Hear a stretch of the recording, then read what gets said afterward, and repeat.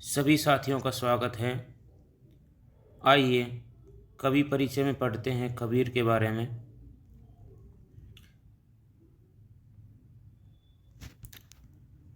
भक्ति काल की निर्गुण ज्ञानाश्रयी शाखा के प्रतिनिधि कवि एवं संत काव्यधारा के प्रवर्तक के रूप में विख्यात कबीर एक महान संत, सच्चे समाज सुधारक कवि थे। इनका जन्म विक्रम संवत 1455 कबीर चरित्रबोध में उल्लेखित अनुसार अर्थात 1398 ईस्वी में काशी में हुआ।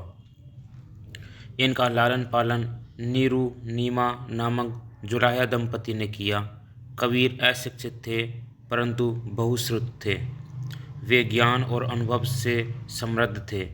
वे स्वामी रामानंद के शिष्य थे। वे एक युग पुरुष थे। उनकी प्रतिभा बहुमुखी थी। अपनी अनुभूतियों को सहज एवं प्रभावशाली ढंग से जनमानस के हृदय तक पहुंचाने में सिद्धहस्त कबीर ने अपनी वाणी द्वारा धार्मिक संकीर्णता एवं बाह्य आडंबरों, कुरीतियों आदि का विरोध कर राम रहीम की एकता के माध्यम से मत मतांतरों से ऊपर उठकर मानवता की स्थापना का शंखनाद किया। वे आत्मिक साधना एवं मन की पूजा पर विश्वास करते थे। मध्यकाल के क्रांति पुरुष होने के कारण कबीर ने समाज के भीतरी और बाहरी दोनों पक्षों पर तीखे व्यंग्य किए। रूढ़ियों से मुक्त सामाजिक समरसता की स्थापना का संदेश इनके काव्य में प्रमुख रूप से मिलता है। कबीर का शिल्प सरल सहजग्राही है। उनका प्रतीक विधान दैनिक जीवन से संबंधित है।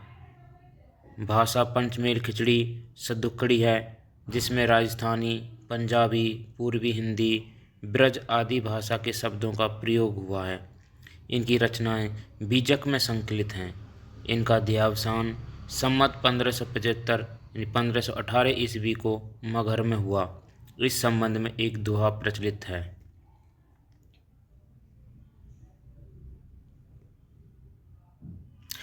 संवत 1575 किया मगहर को गौन, माघ सुदी एकादशी रलो पौन में पौन। आइए अब पढ़ते हैं गोस्वामी तुलसीदास के परिचय के बारे में। हिंदी साहित्य के श्रेष्ठ कवि गोस्वामी तुलसीदास का जन्म विक्रम संवत 1589 में उत्तर प्रदेश के बांदा जिले में स्थित गांव राजापुर में हुआ था। ऐसा माना जाता है तुलसी के पिता का नाम आत्माराम दुबे और माता का नाम तुलसी था। कहते हैं कि अशुभ एवं अभुक्त नक्षत्र में पैदा हुए तुलसी को उनके माता पिता ने अनिष्ट की आशंका से त्याग दिया था। बाद में स्वामी नरहरिदास ने तुलसी को दीक्षा और राम भक्ति के संस्कार दिए।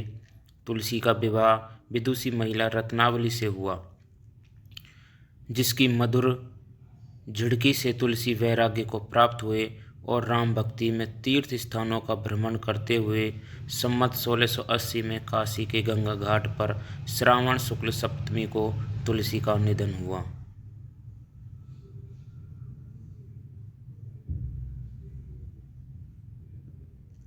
विद्वानों ने गोस्वामी तुलसीदास द्वारा रचित छोटे बड़े 12 ग्रंथों को प्रमाणिक माना है।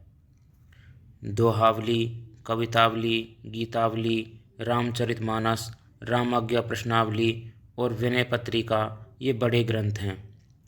रामलला नैछू, पार्वती मंगल, जानकी मंगल, बरवे रामायण, वैराग्य संदीपनी और श्री कृष्ण गीतावली छोटे ग्रंथ हैं। इन सभी रचनाओं में भाव वैविध्य गोस्वामी जी की सबसे बड़ी विशेषता है। समन्वयवाद तुलसी की भक्ति भावना का सबसे बड़ा गुण है। उनका सारा काव्य समन्वय की विराट चेष्टा है।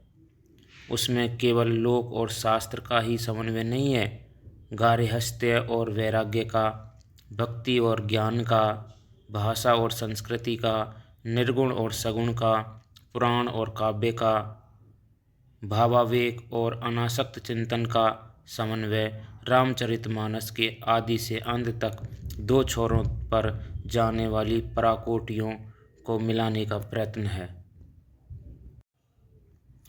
अब पढ़ते हैं रहीम के बारे में।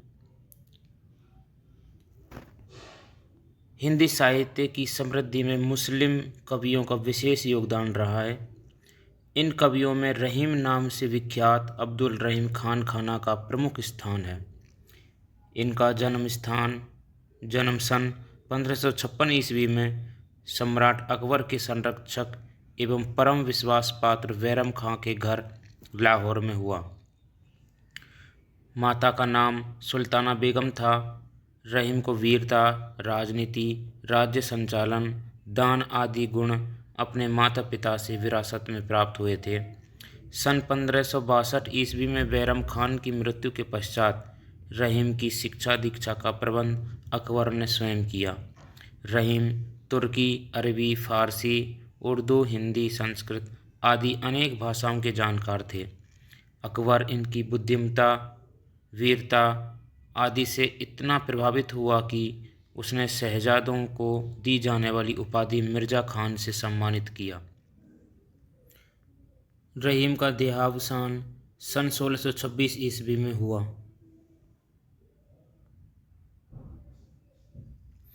रहीम बहुमुखी प्रतिभा के धनी थे। उनके व्यक्तित्व में विविध गुणों का विलक्षण योग था। वे मुसलमान होकर भी कृष्ण भक्त थे। वे एक ही साथ सेनापति, प्रशासक, आश्रयदाता, दानवीर, बहुभाषाविद, कलापारखी और राजनीतिज्ञ तथा प्रत्युत्पन्नमति थे। उनके दोहे ब्रजभाषा में, बरवे अवधी में तथा मदनाष्टक खड़ी बोली में है। रहीम की रचनाएं जीवन रस से परिपूर्ण हैं। मानसिक औदार्य, सांस्कृतिक विशालता और धार्मिक सहिष्णुता, मानवीयता इनकी रचनाओं के केंद्र में है। इन्होंने ब्रज अवधी खड़ी बोली की सहज, सरल एवं बोधगम्य भाषा का प्रयोग किया है। इनके काव्य में नीति, भक्ति, प्रेम और श्रृंगार का सुंदर समावेश है। शैली सरल, सुबोध और सहज ग्राह्य है। रहीम की रचनाओं में रहीम दोहावली या सतसई, बरवे नाई का भेद, मदनाष्टक, राजपंचाध्यायी, श्रृंगार सोरठा, खेत कौतुक, नगर शोभा, संस्कृत काव्य, फुटकर काव्य विशेष उल्लेखनीय हैं। यह सभी जानकारी आप माध्यमिक शिक्षा बोर्ड अजमेर की पुस्तक सरयू से पढ़ रहे हैं। इसी प्रकार की अन्य जानकारियाँ लेने के लिए आप हमारे चैनल को सब्सक्राइब ज़रूर करें। धन्यवाद।